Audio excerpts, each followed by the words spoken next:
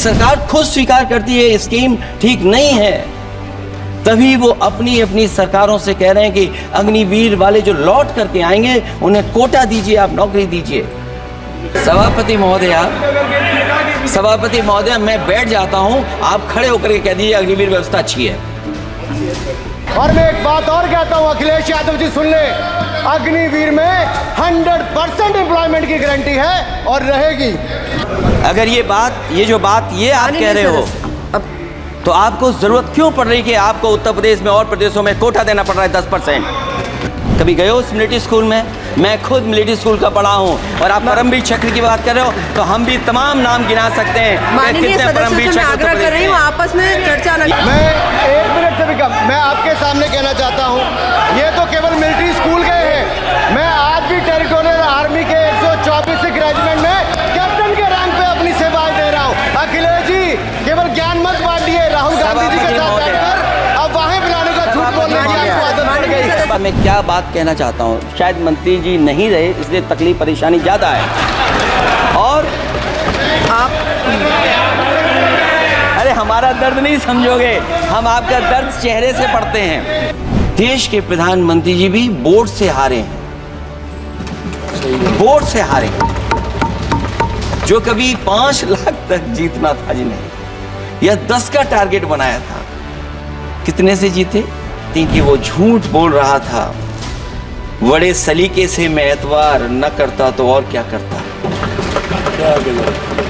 Hercules विमान लेकर के आए थे और वो सड़क पर उतरे थे, वो एक्सप्रेस वे पर उतरे थे।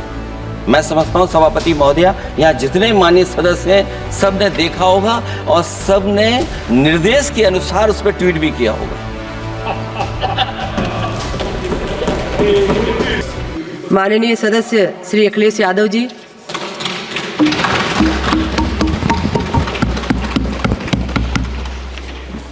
सभापति महोदया, मैं आपका बहुत धन्यवाद देना चाहता हूं कि आपने मुझे बजट 2024-2025 में बोलने का मुझे मौका दिया है।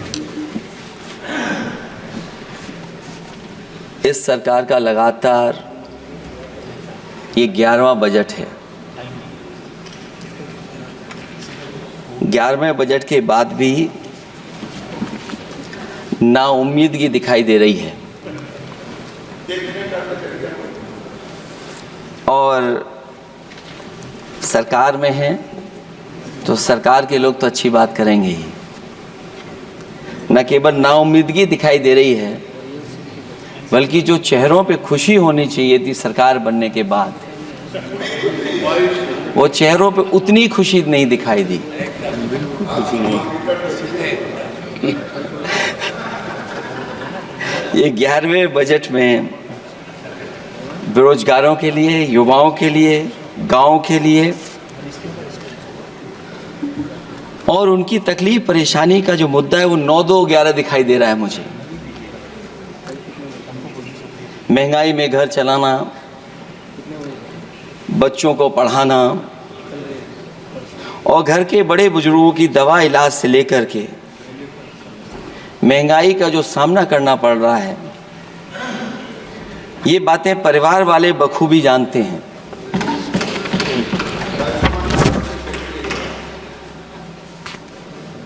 मैं जब सत्ता पक्ष के लोगों के जो आंकड़े देखता हूं और सुनता हूं, अगर इतना सब कुछ 10 साल में अच्छा हुआ है तो आप हंगर इंडेक्स में कहां खड़े हैं? अगर 10 साल बाद भी यही बात सत्ता पक्ष की तरफ से आएगी कि हम कहां खड़े हैं। आपने बड़ा सपना दिखाया make in India. Uttar Pradesh जैसे बड़े स्टेट से सबसे ज्यादा लोकसभा के सांसद चुने जाते हैं। हमें कोई बहुत बड़ा प्रोजेक्ट नहीं मिला, कोई बड़ा प्रोजेक्ट नहीं मिला, प्रधानमंत्री जी मिले हमें। और अगर कोई सभापति महोदय कोई बड़ा प्रोजेक्ट मिला हो 10 साल में कोई IIM मिला हो, कोई IIT मिली हो, और जो IIIT किसी समय पर उत्तर प्रदेश को मिली थी, क्या उसमें क्या सहयोग सरकार की तरफ से हुआ है? न केवल ये संस्थाएं, बल्कि गवर्नमेंट जो एजुकेशन की इंस्टीट्यूशंस हैं, वो सेंट्रल की तरफ से कौन सी नई आ गई? मेडिकल के क्षेत्र में कोई बड़ा संस्था ही हो, जो 2 एम्स आए हैं। मुझे याद है कि रायबरेली का एम्स भी समाजवादी सरकार में जमीन दी गई, उसके परिणाम है कि वह एम्स बन गया। गोरखपुर में भी जो एम्स आया, समाजवादी सरकार थी, जमीन दी गई, तब एम्स आया। और जो एम्स आ भी गए हैं अगर वहां 2, क्या उनमें पर्याप्त इलाज मिल पा रहा है? केवल यही नहीं, मेक इन इंडिया सपना तो ये दिखाया गया था कि अगर प्राइवेटाइजेशन हो जाएगा तो नौकरियां मिल जाएंगी। कुछ हद तक तो बहुत सी चीजें प्राइवेटाइज हो गई, लेकिन नौकरियां कम होती चली गई। और जो सबसे बड़ा सवाल है, जो पीड़ित परिवार के लोगों को जो हक और सम्मान मिलता है, क्या ये सरकार वो दे पा रही है? टैक्स कलेक्शन में सपना दिखा रहे हैं कि हम यहां पहुंच गए हैं। आखिरकार एक्सपोर्ट क्यों कम होता चला जा रहा है? और हम जो ट्रेड डेफिसिट है उसको कैसे खत्म करेंगे?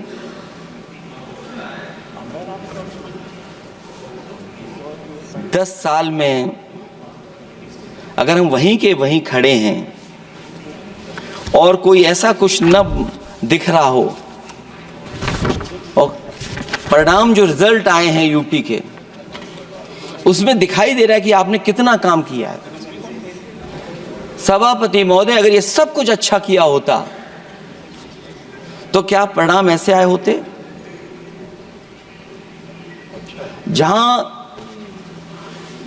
हारे ही नहीं हैं आप, सीटें ही कम नहीं हुई हैं। देश के प्रधानमंत्री जी भी वोट से हारे हैं, वोट से हारे हैं। जो कभी 5 लाख तक जीतना था जिन्हें, या 10 का टारगेट बनाया था, कितने से जीते? तो कम से कम इन चीजों को तो देखें। मैं जब सुनता हूं सत्तापक्ष लोगों को, तो मुझे वो लाइनें याद आ जाती कि वो झूठ बोल रहा था, बड़े सलीके से मैं एतवार न करता तो और क्या करता।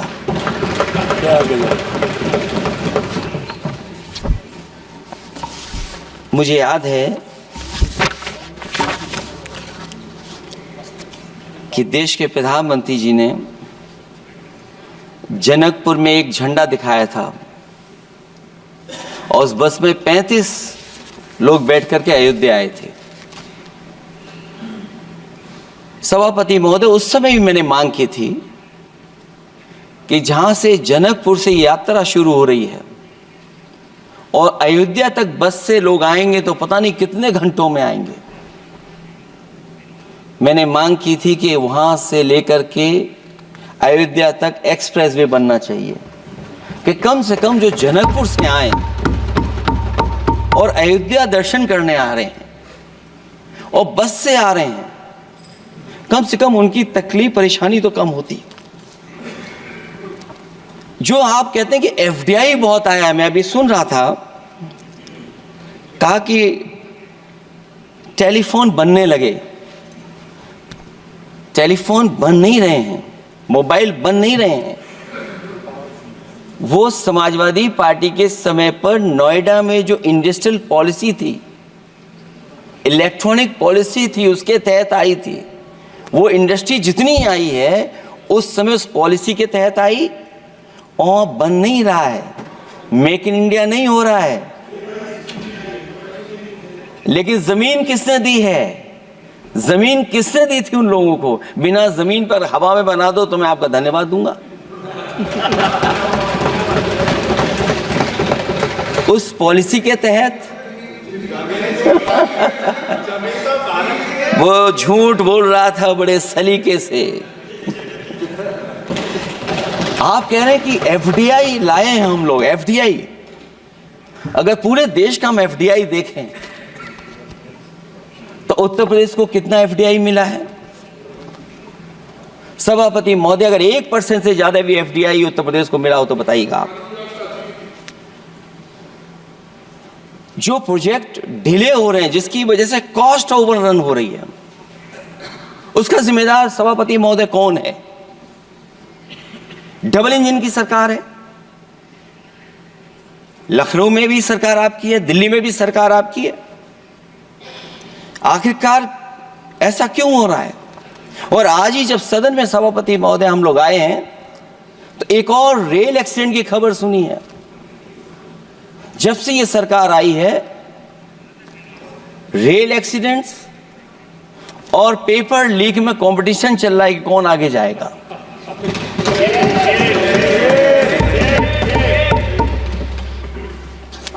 मैं तो अखबारों में पढ़ता था सभापति महोदय कि तोड़ फोड़ करके ये सरकार बनाते हैं। अभी एक सदस्य पिछली बार वो तोड़ फोड़ कर करके शायरी भी बनाने लगे हैं। जो प्रोजेक्ट और जिस प्रोजेक्ट के लिए प्रधानमंत्री जी एयरफोर्स का सबसे बड़ा हवाई जहाज हरकुलिस विमान लेकर के आए थे और वो सड़क पर उतरे थे, वो एक्सप्रेस वे पर उतरे थे। मैं समझता हूं सभापति महोदया, यहां जितने माननीय सदस्य हैं सब ने देखा होगा और सब ने निर्देश के अनुसार उस पर ट्वीट भी किया होगा। वो जो एक्सप्रेस वे अगर किसी ने बनाया था सभापति महोदय, जो डिजाइन, टेक्नोलॉजी का पार्ट, अलाइनमेंट, वो समाजवादियों की देन थी, वो आपकी देन नहीं थी। ये बात मैं इसलिए कह रहा हूं सभापति महोदया क्योंकि इस बजट में सरकार चलाने के लिए आपने पैकेज दिया है। हमें कोई नाराजगी नहीं है पैकेज देने की, आप पैकेज और दीजिए। लेकिन अगर आप बक्सर से भागलपुर एक्सप्रेस वे बना रहे हैं तो आप उत्तर प्रदेश की पूर्वांचल एक्सप्रेस वे को क्यों नहीं जोड़ रहे हैं? और मैं तो कहूंगा आपसे कि केवल अगर आप 25 किलोमीटर जोड़ देंगे, जहां पूर्वांचल एक्सप्रेस वे रुक गया था, केवल 25 किलोमीटर आप जोड़ देंगे तो दूसरे काम को अपना जो बनाते हैं, आप ये कह पाएंगे कि दिल्ली से लेकर के आपने भागलपुर तक एक्सप्रेस वे दिया है।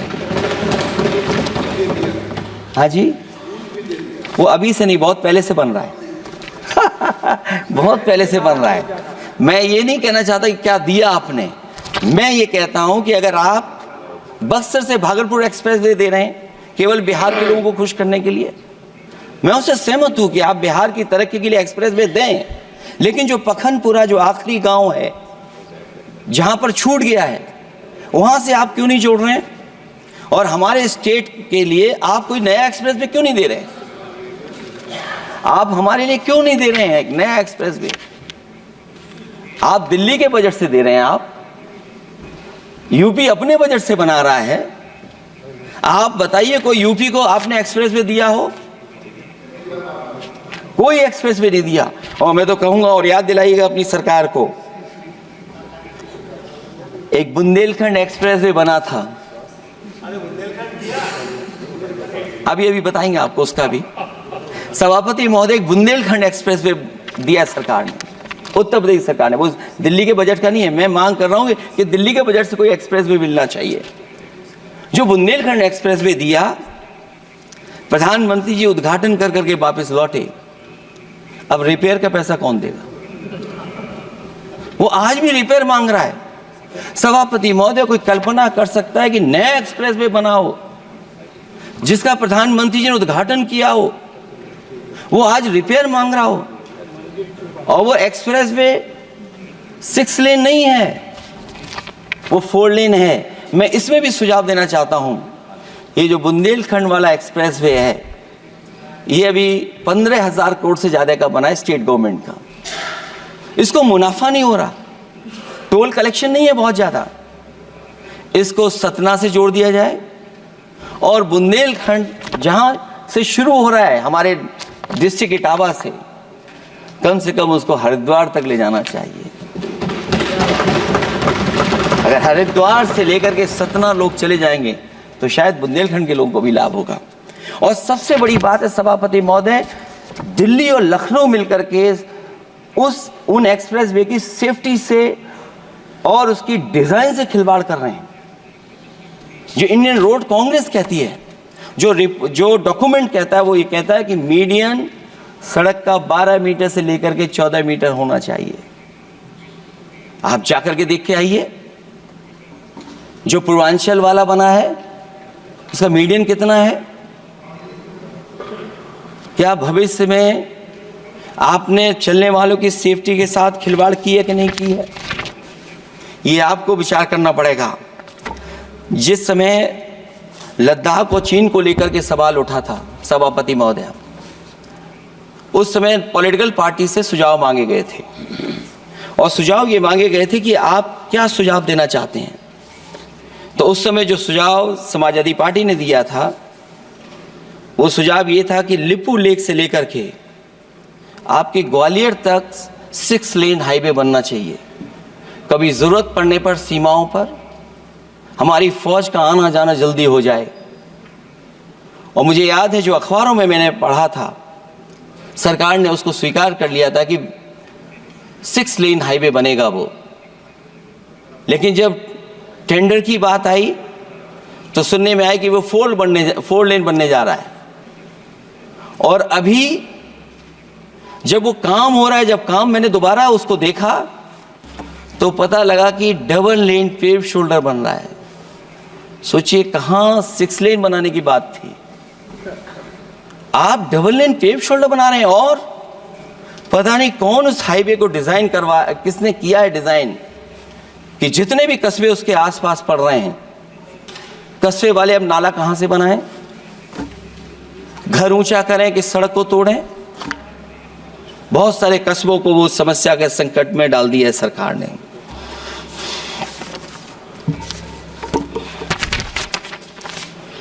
जो सरकार मंचों से ये कहती थी कि हम किसानों की आय दोगुनी कर देंगे,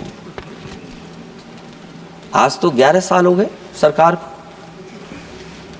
किसान की आय दोगुनी हो गई क्या सरकार बताए? और अभी मैं बहुत सारे माननीय सदस्यों को जब सुनता हूं तो वो कहते हैं कि हम एमएसपी दे रहे हैं। अगर आप एमएसपी दे रहे हैं तो उसकी कानूनी गारंटी क्यों नहीं दे रहे हैं? आप कानूनी गारंटी दीजिए। और फिर कई बार सुनने को मिलता है कि हॉर्टिकल्चर क्रॉप्स के लिए आप क्या कर रहे हैं, उसके एमएसपी की कब तैयारी करेंगे आप? और फिर आय दोगुनी में आप कितना देंगे किसान को? जो पिछले बार बजट में कहा गया था कि एग्रीकल्चर इंफ्रास्ट्रक्चर के लिए 1 लाख करोड़ देश को मिलेगा। अगर 1 लाख करोड़ देश को मिला होगा एग्रीकल्चर इंफ्रास्ट्रक्चर को, तो कम से कम यूपी का शेयर कुछ तो रहा होगा। सभापति महोदय, सरकार ने अगर एक भी मंडी बनाई हो तो बता दें। हाँ, ये अलग बात है कि अगर आप कोई चीज सुधारने के लिए कोई परिवर्तन कर रहे हैं, स्टोरेज के लिए किसी को पहले ही बता दे रहे हैं, वो बात अलग है। लेकिन किसान कहां जाएगा जहां उसको रेट मिलेगी? और फिर ये इस बजट में कहा जा रहा है कि हम 109 high yielding and climate resilient varieties लाएंगे। तो सभापति महोदय, हम अपने माननीय मंत्री से कहेंगे कि वो ग्लोबल वार्मिंग के लिए जो आप काम पिछले कितने वर्षों से कर रहे हैं, क्या हुआ उस ग्लोबल वार्मिंग का? COP21 में भी आप हुआ है, G20 में भी आपने आश्वासन दिया और कुछ नहीं किया, तो आपको क्या लाना पड़ रहा है? 109 high yielding and climate resilient varieties. आप मुझे बताओ, किसान पर कब तक पहुंचाओगे आप? और उसको पहुंचाने के लिए आपके पास क्या इंतजाम है? और फिर दूसरे पैराग्राफ में फिर बदल जाते हैं आप। अभी आप बात कर रहे हैं रेजिलेंट वैरायटीज की, और फिर आप कह रहे हैं कि हम नेचुरल फार्मिंग को बढ़ावा देंगे। सभापति महोदय, इस सरकार बताए कि रेजिलेंट क्रॉप सीड्स कब तक पहुंचा देंगे, उससे लाभ किसानों को कैसे मिलेगा, और फिर नेचुरल फार्मिंग जो अभी भी कर रहा है किसान कई जगह पर, उसके लिए क्या अलग से पैकेज है आपके पास बजट में। आपने तो केवल सभापति महोदय एक चीज सीखी है पार्ले जी बिस्किट से, महंगाई और मुनाफा। इस सरकार ने 10 साल में डीएपी की बोरी को, खाद की बोरी को छोटा कर दिया। इससे और ज्यादा छोटा मत करना आप। और आपने डीएपी, जब किसान डीएपी लेने गया तो सरकार ने कहा कि बिना नैनो यूरिया के आप नहीं मिलेगा आपको। मैं सरकार से जानना चाहता हूं कि नैनो यूरिया से क्या लाभ पहुंचा है किसानों को, ये बताइए। नैनो यूरिया से क्या लाभ पहुंचा है सरकार बताए।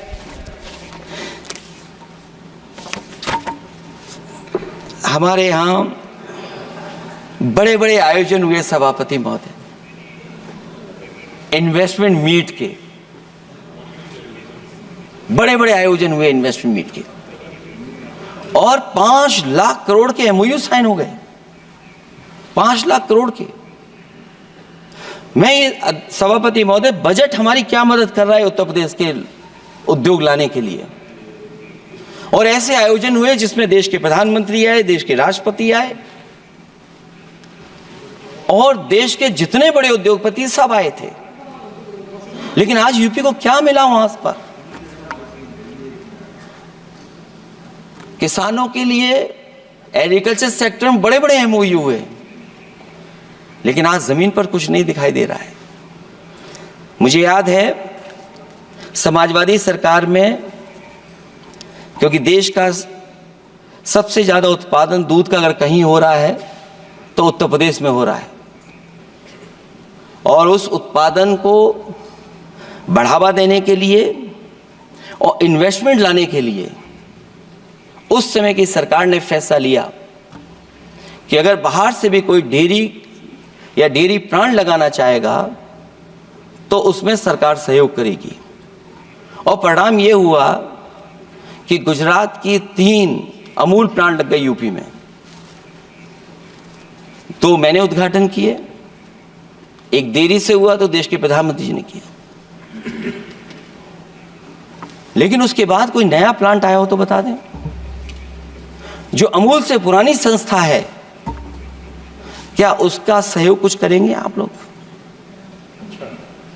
क्या आप पराग का सहयोग करेंगे कुछ? न केवल दूध उत्पादन में उत्तर प्रदेश आगे है, बल्कि चीनी में और गन्ने की पैदावार में भी कभी आगे कभी पीछे होता है। किसानों को भरोसा दिलाया गया था कि उनकी भी आय दोगुनी हो जाएगी, उनको भी बहुत सुविधाएं दी जाएंगी, बिजली फ्री दी जाएगी। सभापति महोदया, उन्हें फ्री बिजली नहीं दी सरकार। ये आश्वासन था आपका। और आज अगर उत्तर प्रदेश पिछड़ इसलिए रहा है क्योंकि सबसे महंगी बिजली अगर कहीं कोई पा रहा है तो उत्तर प्रदेश पा रहा है। और मुझे याद है, क्योंकि बात ये मुझे इसलिए कहना चाहिए, बीजेपी के एक विधायक जो सबसे बुजुर्ग थे, वो देश के प्रधानमंत्री जी के क्षेत्र में बिजली 24 घंटे आए, उसके लिए वो धरने पे बैठ गए थे। वहां के अधिकारियों ने कहा कि बुजुर्ग हैं, इनका स्वास्थ्य बेहतर नहीं है, इनका धरना आप उठवा दीजिए। मैंने सभापति महोदय उनको बुलाया, मैंने उनकी बात सुनी। उन्होंने कहा कि प्रधानमंत्री जी के क्षेत्र में 24 घंटे बिजली होनी चाहिए। उसी दिन मैंने फैसला ले लिया कि प्रधानमंत्री के क्षेत्र में 24 घंटे रहेगी बिजली। और मैंने उससे मांग की सभापति महोदय कि उत्तर प्रदेश देश के प्रधानमंत्री को बनाने में सबसे बड़ा सहयोग किया है, इसका कम से कम बिजली का कोटा तो बढ़ जाए यूपी का। वो 8 साल हो गए, उत्तर प्रदेश ने देश के प्रधानमंत्री को तो दे दिया, लेकिन अभी तक बिजली का कोटा नहीं बढ़ा। हमें उम्मीद है 11 शुभ होता है, इस 11वें बजट में कुछ तो सुविधाएं ऐसी उत्तर प्रदेश को दी जाएंगी जिससे वहां के लोगों को लाभ पहुंचे, मदद पहुंचे।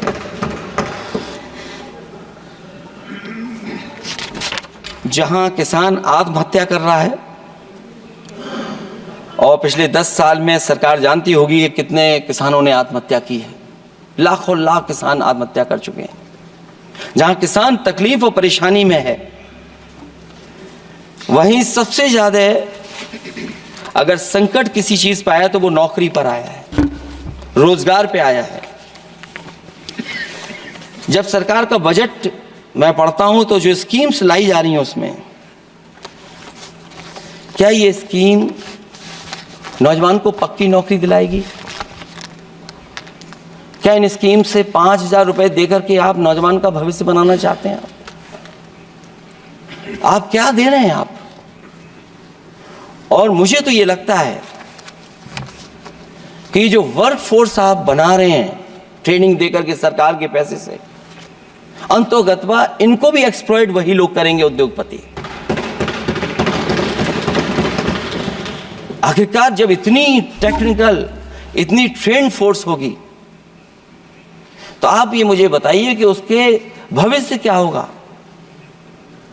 अगर इतने बड़े पैमाने पे आप ट्रेनिंग करा रहे हो, सरकार का बजट उसमें खर्च हो रहा है,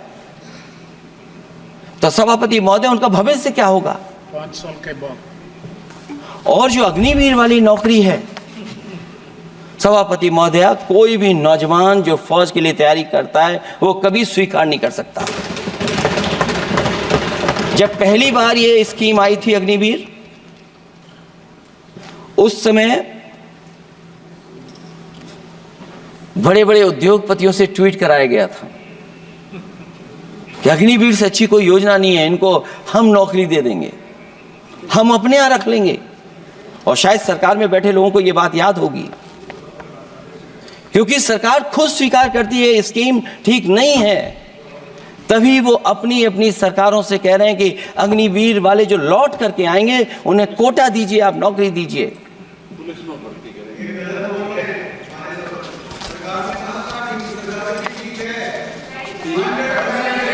नहीं ठीक है, नहीं ठीक है, नहीं ठीक है।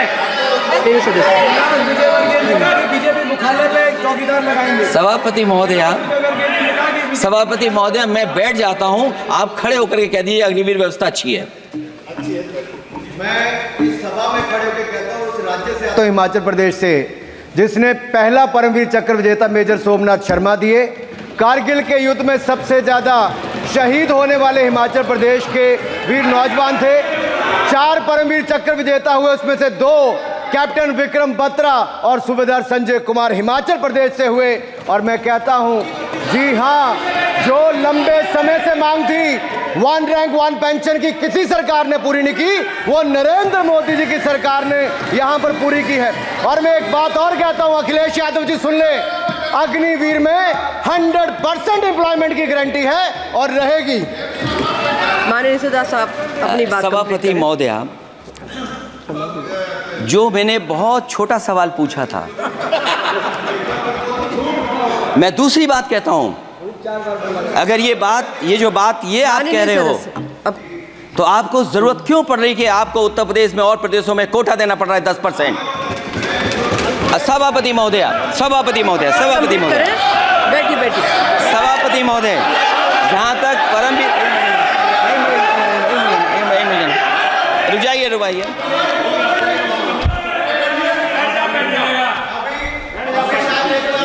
अरे सुनने दो। माननीय सदस्य आप अपनी सभापति महोदय, चैल जानते हैं आप कहाँ हैं? चैल जानते हैं आप कहाँ हैं? कभी गए हो उस मिलिट्री स्कूल में? मैं खुद मिलिट्री स्कूल का पढ़ा हूँ। और आप परमवीर चक्र की बात कर रहे हो तो हम भी तमाम नाम गिना सकते हैं। माननीय सदस्य से मैं आग्रह कर रही हूँ, आपस में चर्चा न करें। ये सभापति महोदया, जी 1 मिनट से भी कम, मैं आपके सामने कहना चाहता हूं, ये तो केवल मिलिट्री स्कूल गए हैं। मैं आज भी टेरिटोरियल आर्मी के 124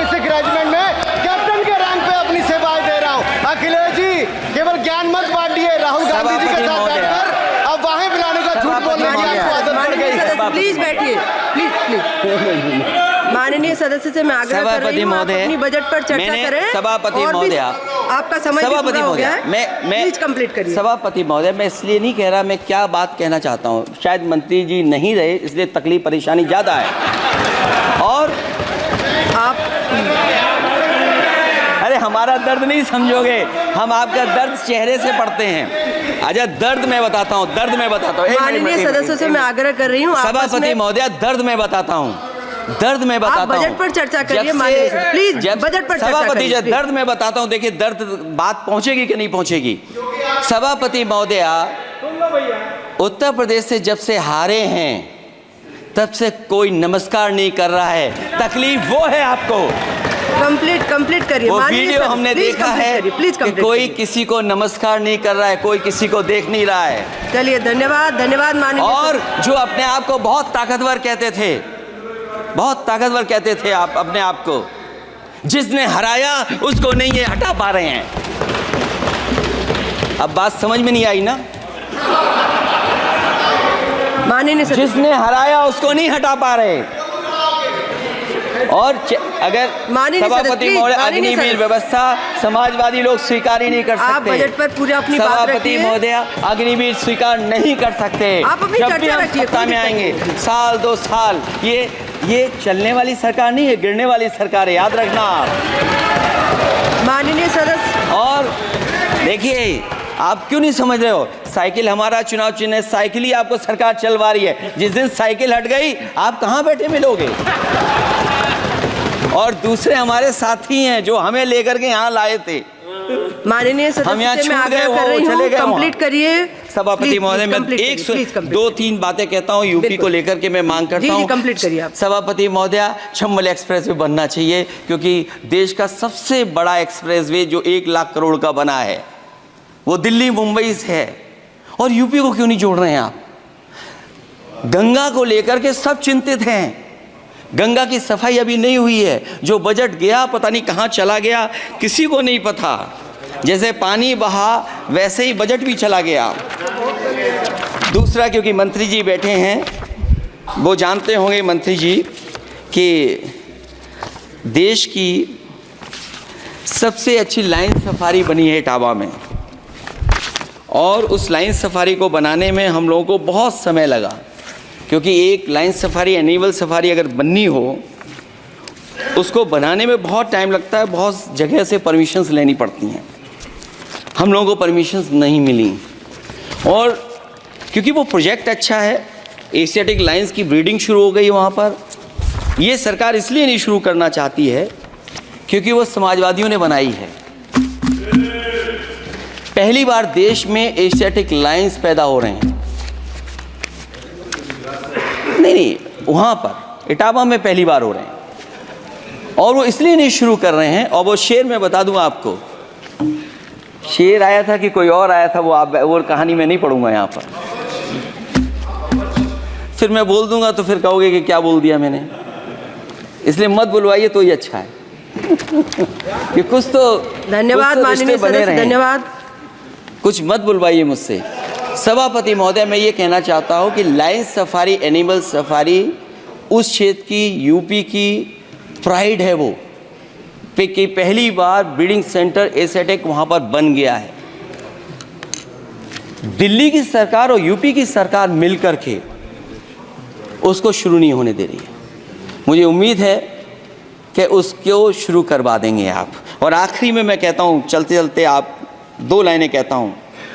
बुनियाद को नकार कर जो इमारतें उठाएंगे, हम भी देखते हैं वो किस मंजिल तक जाएंगे। धन्यवाद। बहुत बहुत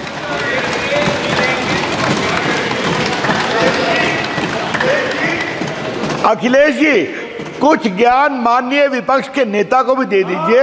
आपने अच्छा भाषण दिया, उनको भी सिखा दीजिए। हालांकि अयोध्या को मैंने कहा हम काम नहीं रोक रहे हैं, लेकिन सभापति महोदय मैं कहना चाहता हूं, इन लोगों का कौन टाउन प्लानर है, कौन आर्किटेक्ट है, मैं नहीं जानता हूं, लेकिन ये जब सरकार से चले जाएंगे तो विश्व की सबसे बढ़िया नगरी अगर कोई बन करके दिखाएंगे तो वो अयोध्या नगरी होगी। माननीय सदस्य, क्योंकि इससे बड़ा सम्मान और कोई नहीं हो सकता।